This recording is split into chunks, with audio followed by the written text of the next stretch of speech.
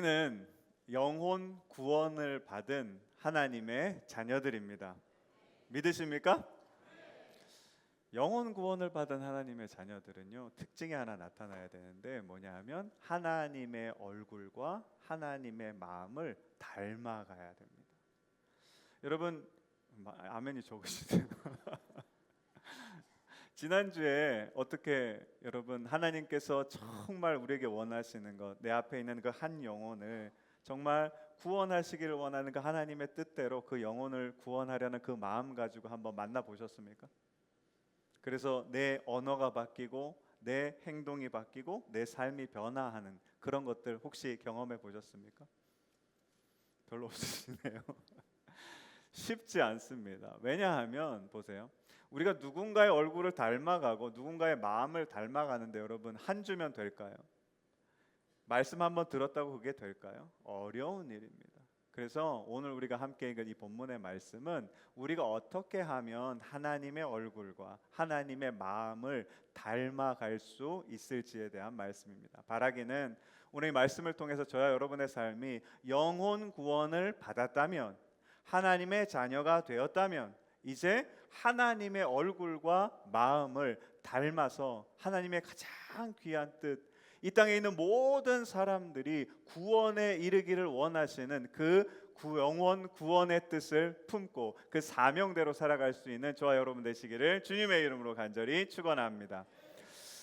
오늘 우리가 읽은 말씀은 지난주에 우리 탕자의 비유 이야기를 같이 나눴는데 그 탕자의 비유를 어떤 사람들에게 예수님께서 말씀해 주셨나에 대한 이야기입니다. 오늘 1절 말씀 같이 보시면 같이 한번 읽어볼게요. 시작. 모든 세리와 죄인들이 말씀을 들으러 가까이 나온. 누가 나왔다고 이야기합니까? 그렇죠. 말씀을 들으러 세리와 죄인들이 왔다 이렇게 이야기하고 있으신데, 제가 이 말씀 묵상하면서 참 특별한 단어 하나를 발견했는데, 여러분 1절에 세리와 죄인들 앞에 어떤 단어가 붙어 있습니까? 모든이 붙어 있어요. 여러분 보세요. 세리와 죄인들은 원래 이렇게 이 사람 많은데 돌아다니면 어떤 사람들이 그 사람을 뭐하죠? 손가락질하고요, 비난하고요. 저 세리 같은 저 죄인 왜 이런 데 와가지고 여기 있으면 안 돼. 그게 세리와 죄인의 삶이었어요. 그런데 보세요, 한 명이 아니라 어떤 사람이요? 모든 세리와 모든 죄인들이 여러분 다 모여 있다고 생각해 보세요. 그러면 여러분 사람들이 그 모인 사람들을 보고 어떻게 이야기하겠습니까? 이 사람들이 이거 미쳤나? 아니 저 세리 같은 놈들이 잔뜩 모여가지고 저 죄인 같은 놈들이 잔뜩 모여가지고 뭐 하는 거야? 하고 아마 많은 사람들이 그 세리들과 죄인들을 향해 손가락질하고 비난하고 저주를 퍼부었을 겁니다. 이어지는 말씀 2절 한번 읽어볼까요? 같이 읽어보겠습니다. 시작. 바리새인과 서기관들이 벌써 뭐 하기 시작합니까? 수군거리기 시작하는 거예요. 이게 뭐야? 왜 세인들이 저렇게 다 모였어? 죄인들이 왜 다 이렇게 다 모였어? 그리고 난 다음에 그게 어디로 화살이 가냐는 두 번째 줄부터 읽어볼게요. 시작. 이 사람이 죄인을 영접하고 음식을 같이 먹는다 하더라. 누구까지 비판합니까? 그렇죠. 예수님까지 싸잡아가지고 다 비난하고 손가락질하고 저주하고 있어요. 오늘 왜 여러분 예수님이 말씀을 전하시는데 이 귀한 말씀을 들으러 세리들과 죄인들, 그것도 한두 명이 아니라 모든 세리들과 모든 죄인들이 예수님 앞에 말씀을 들으러 가까이 나왔을까요? 이 질문에 대한 해답을 찾기 위해서는 여러분 우리가 15장 1절 말씀이었잖아요. 14장 우리 한번 앞으로 가봅시다. 성경책 보시고 한번 넘겨보시면 14장 25절 위에 이 문단에 제목이 하나 등장하는데 뭐라고 되어 있습니까? 그렇죠. 기억하십시오. 뭐가 되는 길이요?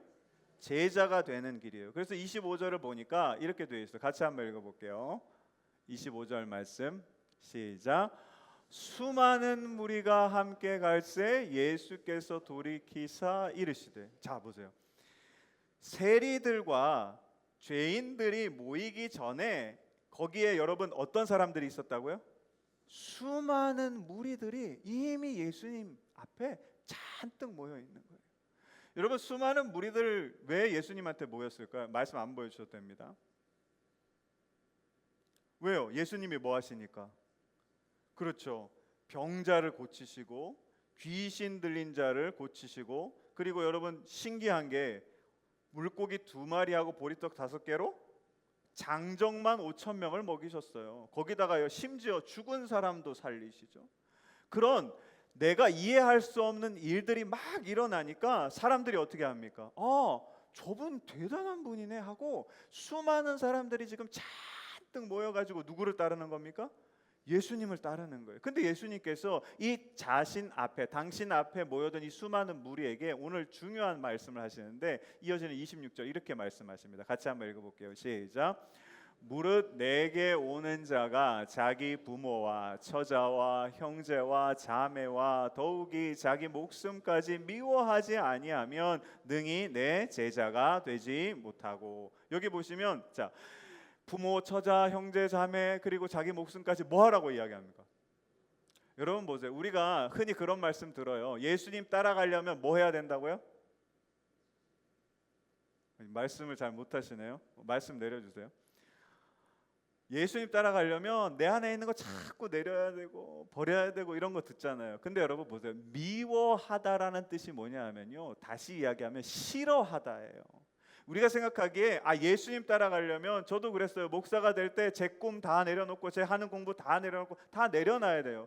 내가 좋아하는 거지만 포기하고 예수님께 가겠습니다가 아니에요. 이건 뭐냐 하면 원래 좋아하던 것들이 어떻게 돼야 된다고요? 싫어져야 된다라는 거예요. 근데 한번 생각해 보세요. 여러분 뭐 다른 건 그렇다 치고 부모님 싫어할 수 있으세요? 어떻게 싫어합니까? 그리고 여러분 배우자 뭐 싫어할 수 있죠. 근데 여러분 자라 그랬잖아요. 자녀들은 어떻게 합니까?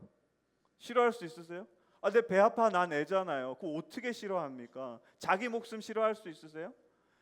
예수님께서 무슨 이야기를 하냐면요, 불가능한 일이다라는 거예요. 너희들이 지금 나를 따르는 거 불가능한 일이다라고 이야기하는 거예요. 이어지는 말씀 같이 한번 읽어볼게요. 27절입니다. 시작. 누구든지 자기 십자가를 지고 나를 따르지 않는 자도 능히 내 제자가 되지. 여러분 십자가가 뭐냐 하면요, 당시에 가장 두렵고 무서운 사형틀이었어요. 그러니까 그 무서운 사형틀을 지고 여러분 예수님을 따라가는 거 할 수 있는 사람이 있을까요, 없을까요? 이것 역시도 불가능한 거라고. 여기 수많은 사람들이 예수님을 따르고 있지만 너희들 이렇게 따르는 거 불가능한 거야 라고 예수님이 이야기하시는 겁니다. 그러면서 2가지 비유를 말씀하시는데 아마 성경에서 오늘 처음 읽어보셨던 분들도 있을 거예요. 이어지는 우리 첫 번째 비유 한번 같이 읽어볼게요. 시작. 너희 중에 누가 망대를 세우고자 할진대 자기의 가진 것이 준공하기까지에 족할는지 먼저 앉아 그 비용을 뭐 한다고요? 계산하지 아니하겠느냐. 보세요. 망대를 세우면요, 망대가 굉장히 큰 건물입니다. 그럼 처음에 뭐 해야 됩니까? 계산해야 돼요. 계산하고 돈이 얼마가 들어갈지, 사람은 몇 명이 필요할지, 기간은 얼마나 걸릴지 계산 아주 철저하게 해야 됩니다. 저희 교회 우리 성도분 중에 한 분이 건설회사 하시는 분이 있어요. 지난주에 오셔가지고 감사헌금을 하고 가셨는데 왜 감사헌금을 하셨냐 하면 아파트 단지를 분양을 다 끝내고, 여러분 중요한 게 저는 잘 몰랐는데 뭐 해야 되냐면요, 입주가 중요한데요. 잔금을 다 내고 들어와야 되는데 그게 비율이 이제 어느 정도 맞춰져서 너무 감사하다고. 여러분 왜 감사할까요? 어려운 일이에요. 보세요. 그런 모든 망대를 짓는 일을 하다가 계산 착오로 인해서 그 망대를 짓는 일이 중단되면 어떻게 됩니까? 요즘 말로 하면요, 파산하고 그리고 그 다음에 뭐 해야 되죠? 경매로 다 넘어가게 되어 있어요. 그러니까 망대를 짓기 전에 철저하게 계산을 해야 된다라는 거예요. 그 다음에 2번째 비유가 등장하는데 같이 한번 읽어볼게요. 시작. 또 어떤 임금이 다른 임금과 싸우러 갈 때 먼저 앉아 1만 명으로서 저 2만 명을 거느리고 오는 자를 대적할 수 있을까 헤아리지 아니하겠느냐. 자, 전쟁을 해요. 지금 누가 전쟁하고 있죠? 이란과 미국이 전쟁을 하고 있잖아요. 근데 전쟁하기 전에 여러분 뭐 할까요? 기분 나쁘다고 전쟁 시작하면 다 죽습니다. 뭘 해야 되냐면 우리나라의 군사가 1만 명이고 저 나라의 군사가 2만 명이면 전쟁하면 됩니까, 안 됩니까? 안 돼요. 이건 그냥 파산하고 경매 넘어가는 게 아니라 다 죽는 겁니다. 그래서 철저히 분석해야 돼요. 스파이를 보내서 거기에 군사가 얼마나 있는지, 우리는 이렇게 되니까 그럼 전쟁할 수 있다. 철저히 계산하고 분석하고 합리적으로 판단하고 또 판단해서 결정을 내려야 된다. 예수님이 이 말을 하시는 겁니다. 보세요. 우리 인간 존재는요, 어떤 우리의 삶의 일이 있든지 그 일을 여러분 뭐부터 하십니까?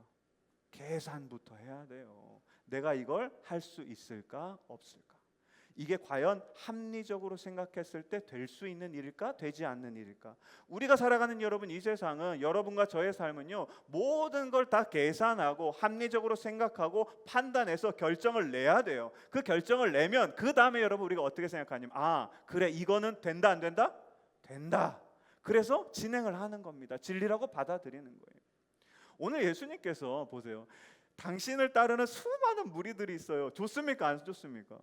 좋죠. 많은 사람들이 따라오면 구원받고 세례받으면 좋잖아요. 그런데 이상하게 이거 불가능한 거야 라고 하시면서 계산을 잘 해보고 따라와, 이렇게 이야기하시는 겁니다. 왜 이렇게 말씀하시냐 하면 17세기에 천재 수학자가 한 사람이 있습니다. 제가 오늘 이 파스칼 이야기를 좀 할 건데 한번 보여주시면, 이 파스칼이라는 사람이 팡세라는 책에서 이런 이야기를 합니다.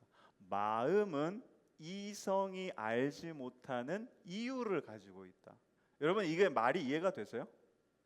저도 처음 읽었을 때 이해가 안 됐어요. 마음은 이성이 알지 못하는 이유를 가지고 있다. 이게 무슨 말일까? 그래서 제가 이제 이 파스칼의 삶을 좀 이렇게 봤는데, 이분이요, 천재적인, 정말로 수학계에서 가장 천재적인 사람이라고 저는 생각이 되는데, 12살 때 뭐 하냐면요, 기하학의 근본을 만들어요.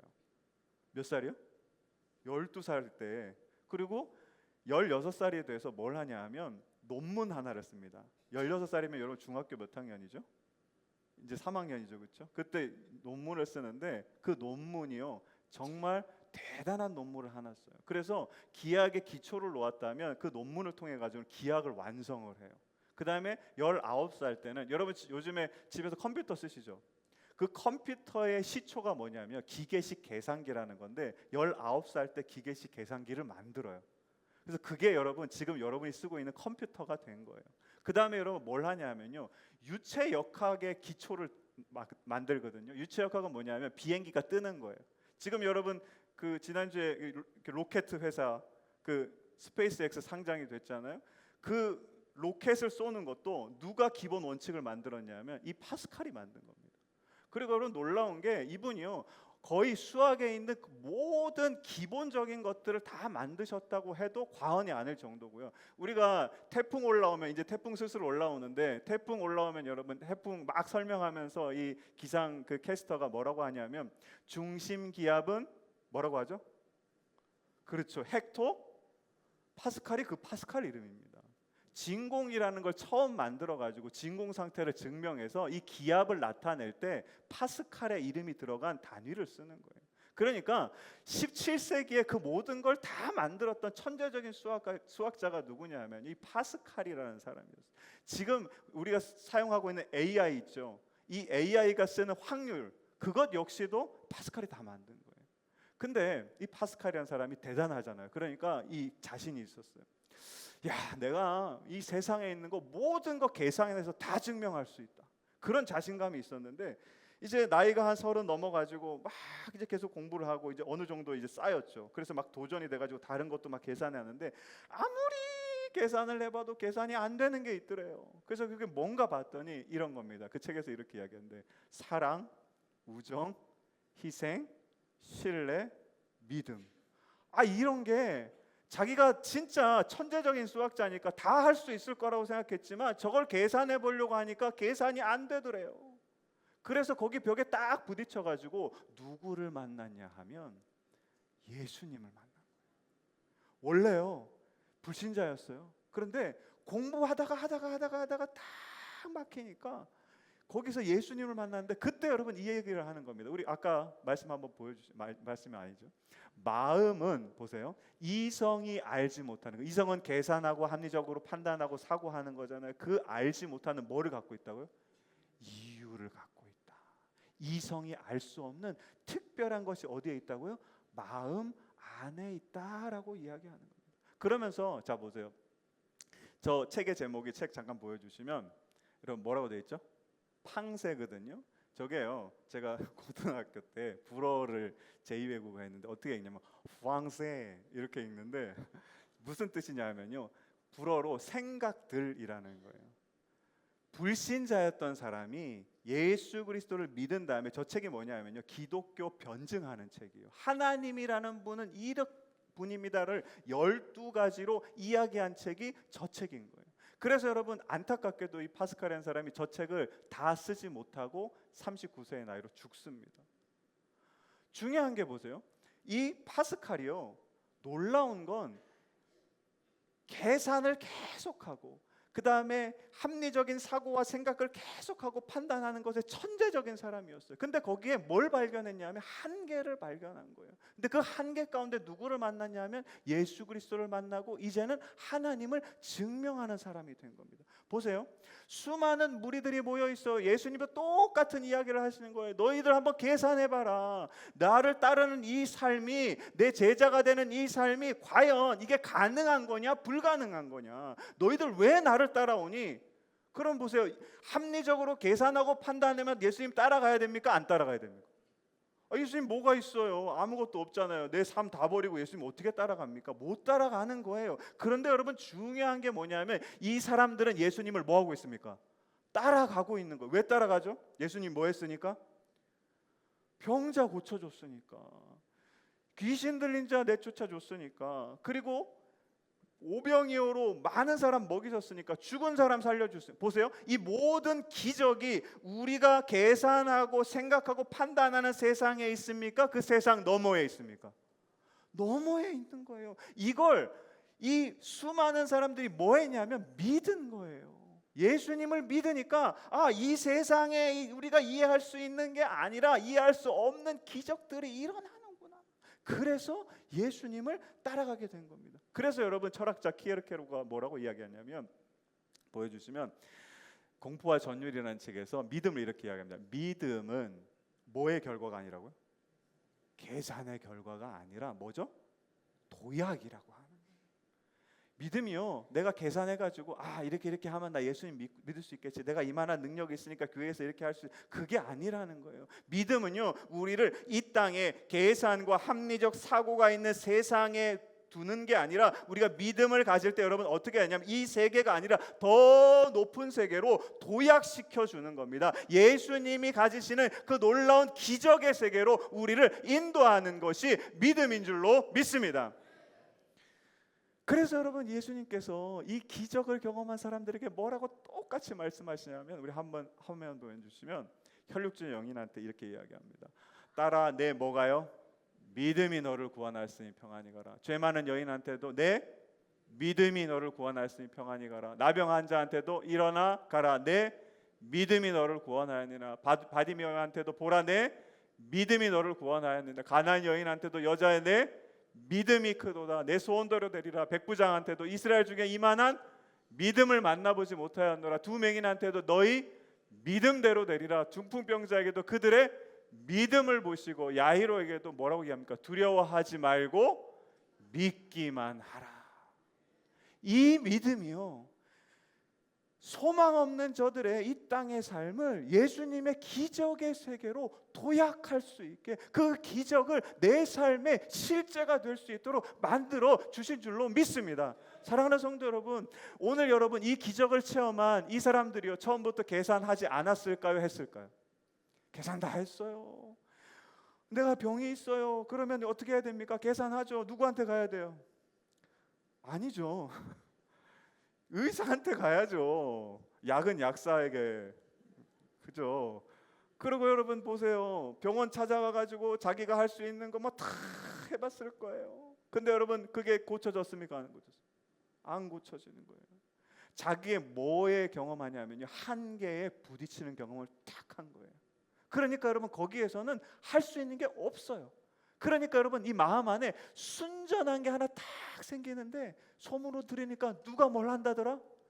예수님이 병 고친대더라. 그러니까 다른 게 아니에요. 그냥 순수하게 예수님이면 나도 고치실 수 있겠지라는 이 순전한 믿음, 단순한 믿음을 가지고 예수 그리스도 앞에 나온 사람들이라는 것입니다. 그래서 여러분 이들이 보세요. 수많은 사람들이 모여 있었어요. 예수님이 이제 너희들 나를 따르는 거 불가능한 일이야. 봐봐, 망대 그거 계산 열심히 해야 돼. 전쟁 그것도 계산 열심히 해야 돼. 계산하고 나 따라와야지. 이 이야기 듣고 여러분 다른 사람 다 떠나가요. 누구 남습니까? 15장 1절에 세리와 죄인들이 남아요. 보세요. 세리와 죄인들은 어떤 사람들이죠? 세리와 죄인들이 처음부터 계산 안 했을까요? 계산했어요. 여러분 삭개오 보세요. 키가 작았죠. 그래서 여러분 살라고 얼마나 애썼습니까? 하다 안 되니까 뭐 하는 거예요? 세리하는 거잖아요. 죄인들이요. 누가 여러분 중에 죄 짓고 싶으신 분들 계십니까? 아니에요. 어떻게 살다 보니까 결국에는 그 죄인이라는 자리까지 가게 된 거예요. 내가 내 인생에 대해서 정말 열심히 계산하고 열심히 합리적으로 생각하고 판단했지만 그 모든 것들이 다 무너지고 이제 갈 데가 없어. 참 밑바닥에 그냥 세리같이 죄인같이 살아가는 사람들을 소망이 없는 그 상황 가운데 여러분 어떤 소망을 바라본 거죠? 예수 그리스도라는 소망을 바라보고 믿음 가지고 어떤 믿음입니까? 저 예수님이라면 나를 이 절망의 구렁텅이 가운데서 구원해 주시겠지, 살려주시겠지. 이 단순한 믿음, 이 순전한 믿음을 가지고 예수 그리스도 앞에 나왔던 것입니다. 사랑하는 성도 여러분, 이 세리들과 죄인들한테 예수님이 뭐라고 말씀하시냐면 15장에 세 가지 비유를 말씀하십니다. 한번 보여주시면, 자, 첫 번째가 뭐죠? 잃은 양의 비유, 두 번째가 잃은 드라크마의 비유, 세 번째가 잃은 탕자의 비유입니다. 공통점이 있어요. 뭐죠? 잃어버린 거예요. 근데 잘 보세요. 양이 잃어버렸는데 잃어버린 양이 목자를 찾아갑니까? 목자가 양을 찾아갑니까? 목자가 양 찾아가는 이야기고요. 잃은 드라크마가 그 주인인 여자를 찾아갑니까? 주인인 여자가 드라크마를 찾습니까? 여자가 드라크마를 찾는 거예요. 그 다음에 여러분 탕자가 아버지 찾아가는 겁니까? 아버지가 탕자를 찾는 이야기입니까? 탕자가 아버지를 찾아가는 이야기처럼 보이지만 아버지가 탕자를 찾아가는 이야기예요. 보세요.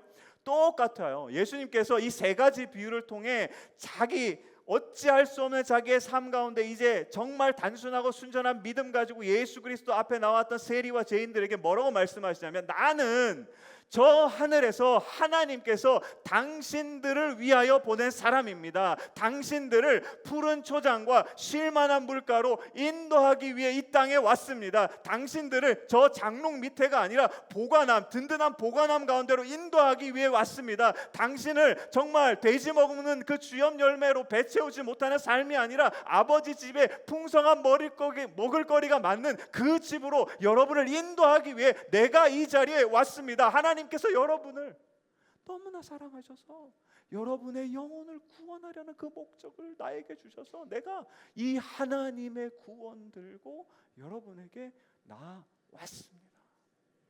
이렇게 예수님께서 이 세 가지 비유를 통해서 우리에게 말씀해 주시고 계십니다. 사랑하는 성도 여러분, 우리에도 여러분 믿음이 있어요. 여러분 우리는 어떤 믿음이 있죠? 누구를 믿으십니까? 다시요. 확실히 대답할 수 있어야 돼요. 믿음하면 누구를 믿어야 되죠? 예수님을. 다시요. 여러분 누구 믿으십니까? 예수님 믿으시죠? 그러면 보세요. 예수님을 통해서 뭘 받으셨어요? 구원을 받았죠. 그러면 보세요. 그 믿음이 내가 어떤 이거를 받기 위해서 열심히 노력했습니까? 아니면 예수님 오셔서 그냥 주셨습니까? 그냥 주셨죠. 저는 여러분 이 믿음에다가 이름 하나를 붙이고 싶어요. 수동적인 믿음. 내가 한 게 없어요. 그냥 예수님이 오셔서 나에게 주셨고 나는 그 믿음으로 뭘 받았죠? 구원을 받았어요. 근데 그 믿음만 가지고 이렇게 있으면, 우리 지난주 함께 나눴죠? 탕자의 비유에서 여러분 첫째 아들이 됩니까? 둘째 아들이 됩니까? 첫째 아들이 돼요. 첫째 아들이 돼서 아버지랑 같이 있기는 있어요. 교회도 열심히 다니고 예배도 열심히 드리고 해요. 그렇지만 여러분 하나님 아버지께서 베풀어 주신 그 잔치자리 가운데 들어갈 수 있습니까? 못 들어갑니까? 못 들어가요. 기쁨을 누릴 수 있습니까? 못 누려요. 우리에게 여러분 필요한 것이 뭐냐 하면요, 수동적인 믿음을 받았다면 우리한테 이제 한 가지 더 믿음이 필요해요. 능동적인 믿음. 이 믿음은 여러분 우리가 가지고 누구한테 나가는 걸까요? 예수 그리스도께 나아가는 것인 줄로 믿습니다. 사랑하는 성도 여러분, 잘 보세요. 오늘 예수님께서 굉장히 중요한 이야기 하시는 거예요. 우리가 수동적인 믿음만 갖고 있다 보면 결국엔 여러분 우리가 첫째 아들이었지만 자연스럽게 둘째 아들이 돼서, 여러분 둘째 아들이 뭐 합니까? 계산하죠. 그 다음에 합리적으로 생각해요. 그러면 저 보세요. 생각하면서 뭘 하냐? 아버지 재산이 이만큼이니까 한 절반 받으면 나 이 정도 되겠지. 그러면 그거 갖고 어디 가면, 먼 나라 가면 잘 먹고 잘 살겠지. 판단했을까요? 계산했을까요? 계산 다 했죠. 근데 여러분 그거 딱 가가지고 다 어떻게 됐습니까? 다 사라졌어요. 심지어 자기 끼, 배불리 먹을 한 끼조차 없는 삶이 되어버렸다. 오늘 여러분 예수님께서 우리에게 무슨 이야기를 하시냐 하면요, 잘 보세요. 우리가 여러분 중요한 건 우리의 삶이 계산하기만 하고 계속 여러분 합리적인 생각과 판단, 난 이걸 따라서 살아가야지라고 하면 여러분 믿음을, 능동적인 믿음을 갖지 못하고 살아가면 우리의 삶은 자칫 여러분 어디로 흘러갈 수 있습니까? 내가 가지고 있는 지금 모든 것들을 잃어버릴 수 있는 자리로 흘러가게 되는 겁니다. 그러나 여러분 예수님께서 이 말씀을 통해서 미리 말씀해 주시는 거예요. 너 수동적인 믿음, 예수님을 통해서 믿음을 선물을 받았잖아. 그러면 거기서 멈추어 있으면 안 돼. 이제는 능동적인 믿음을 가지고 누구한테 나오라? 예수 그리스도 앞에 나오라라고 이야기합니다. 그러면 여러분 어떻게 되냐면, 다시 우리 14장, 누가복음 14장 25절 위에 제목이 뭐라고 되어 있습니까? 우리가요 이제 능동적인 믿음을 가지고 예수님께 나아가면 우리를, 여러분 예수님은 뭐라고 부르십니까? 하나님은 우리를 하나님의 자녀라고 불러요. 근데 예수님은 우리가 믿음 가지고 예수님께 나아가면 우리를 뭐라고 부르시냐면 제자라고 부르십니다. 제자는요 뭐 하는 사람이죠? 선생님이 가르쳐 주시는 것을 배우는 사람이에요. 그럼 보세요. 예수님이 누구십니까? 태초에 말씀이 계시니라. 이 말씀이 하나님과 함께 계셨으니 곧 하나님이시라. 즉 하나님이 인간의 몸을 입고 이 땅에 내려오신 거예요. 그럼 보세요. 우리가 예수님의 제자가 돼서 예수님께 배우면 우리 얼굴이 누구의 얼굴로 변합니까? 아니요, 다시요. 누구의 얼굴로 변합니까? 하나님의 얼굴로 변하는 거예요. 우리가 여러분 예수님 믿음 가지고 예수님께 나아가서 예수님의 제자가 되면 우리 마음이 여러분 누구의 마음으로 변합니까? 하나님의 마음으로 변하게 될 줄로 믿습니다. 그래야 여러분 우리가 뭐 할 수 있냐면, 비로소 하나님이 간절히 원하시는 모든, 이 땅의 모든 사람들이 구원에 이르기를 원하시는 그 하나님의 뜻을 요만큼이라도 품고 영혼 구원이라는 놀라운, 가장 아름다운 인생의 목적을 가지고 살아가는 삶이 될 줄로 믿습니다.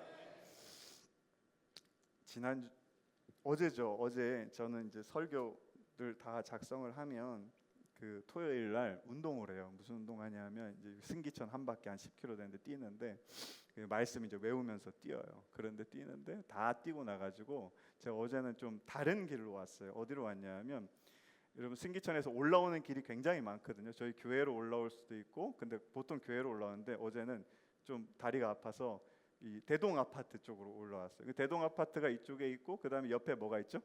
신세계마트. 모르시죠?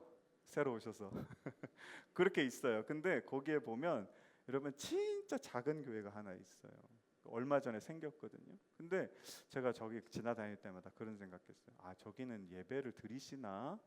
늘 이제 문이 닫혀 있으니까 그랬는데, 그날은 이제 제가 좀 저녁이니까 이제 어둑어둑해졌는데 보니까 이렇게 위에 불이 켜져 있는 거. 아, 그래서 예배를 드리시나 보다 그랬는데, 제가 그 교회, 작은 교회를 보면서 무슨 마음이 들었을까요? 저 목사님 참 힘드시겠다. 왜 그러냐 하면요, 저희 아버지도 개척교회 목사님이셨는데 평생 힘들게 목회하셨어요. 여러분 그 목사님이 힘들면 누가 또 힘들까요? 가족들은 더 힘들어요. 저는 그래서 전에도 한번 말씀드렸지만 나 목사는 되지 않겠다 그렇게 결심했던 사람인데, 그래서 요즘에 이제 또 하나님이 이 개척교회 목사님들을 자꾸 만나게 하세요. 그래서 같이 막 식사도 하고 하는데, 그래서 얘기 들어보면 뭐 개척한 지 5년이 지났는데 10년이 지났는데도 똑같아요. 원래 하나님께서 막 부흥을 주실 것 같았었는데 지금 10년 지나도 교인들이 그대로다. 그래서 막 힘들다 이런 얘기하신 걸 제가 들으면서도 이 작은 교회 목사님이 참 너무 힘드시겠다. 우리가 어떻게든 뭐 나중에 만나서 제가 도울 수 있는 부분이 있으면 도와야 되겠다. 막 그런 생각도 했는데, 그러고 이제 지나가는데 하나님께서 제 마음 가운데 무슨 마음을 주시냐면요, 너도 똑같이 계산하고 있구나. 너도 똑같이 이 세상 사람들처럼 합리적인 생각 가지고 판단하고 있구나. 저 작은 교회가 왜 힘들어? 생각하니까 너 큰 교회 목사잖아. 저 부흥 안 될 것 같지? 그러니까 너 똑같이 계산하는 거야. 그런 마음을 딱 주시면서 이렇게 말씀하시는데, 저 교회 목사님은 믿음이 있어. 여러분 보세요. 제가 잘 몰라요. 근데 그 목사님이요, 교회를 개척하실 때 계산 안 했었을까요? 합리적으로 생각하고 판단 안 하셨을까요? 했으면요 절대 개척 못합니다. 근데 뭘로 개척하셨냐 하면요, 믿음으로 하셨어요. 그 교회에 누가 세워주셨을까요? 저는 하나님께서 세워주실 줄로 믿습니다. 그리고 여러분, 하나님의 뜻은요, 그 교회를 통해서 그냥 한 영혼이라도 구원을 받으면 그걸로 가장 기뻐하여 주실 줄로 믿습니다. 사랑하는 성도 여러분, 우리에게 가장 중요한 건요, 믿음이 있어야 합니다. 어떤 믿음이냐 하면요, 내가 잘 되고 내가 뭘 얻고 그런 믿음이 아니라 예수 그리스도를 향한 순전하고 단순한 믿음이 저와 여러분의 심령 가운데 충만하시기를 주님의 이름으로 간절히 축원합니다. 그러할 때 여러분, 우리가 뭐 할 수 있냐면요, 비로소 하나님의 얼굴을 닮아갈 수 있고 하나님의 마음을 품을 수 있고요, 하나님이 가장 원하시는 그 놀라운 모든 사람이 구원받는 그 놀라운 기쁨의 자리로 이르시는 그 구원의 뜻을, 영원 구원의 사명을 요만큼이라도 감당하며 살아갈 수 있을 줄로 믿습니다. 바라기는 저와 여러분의 삶이 정말 하나님께서 예수님을 통해 주신 그 귀한 믿음의 선물, 이제는 내가 가지고, 예수님, 내가 이 믿음 가지고 주님께 나아갑니다. 순전한 믿음과 단순한 믿음으로 예수 그리스도 앞에 나아가 하나님의 얼굴과 하나님의 마음을 닮아 하나님께서 가장 원하시는 영혼 구원의 사명 감당하며 살아갈 수 있는 저와 여러분 되시기를 주님의 이름으로 간절히 축원합니다.